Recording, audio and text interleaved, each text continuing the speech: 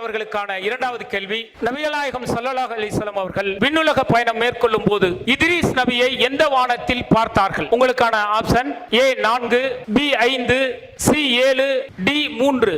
உங்களுக்கான time start. Option A 4வது வானம்.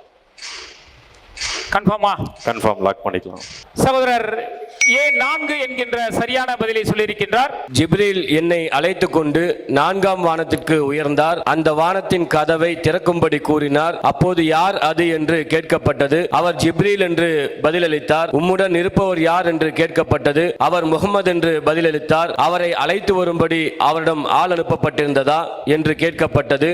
அவர் ஆம் என்று பதிலளித்தார். அப்போது எங்களுக்காக கதவு திறக்கப்பட்டது. அங்கு நான் இத்ரீஸ் அலைஹிஸ்ஸலாம் அவர்களை கண்டேன். இது ஆதாரம் முஸ்லிம்ல 259வது ஹதீஸாக இடம்பெற்றிருக்கிறது. சகோதரர் கனிபாய் அவர்களுக்கான இரண்டாவது கேள்வி, நபிகள் நாயகம் ஸல்லல்லாஹு அலைஹி வஸல்லம் அவர்கள் விண்ணுலக பயணம் மேற்கொள்ளும் போது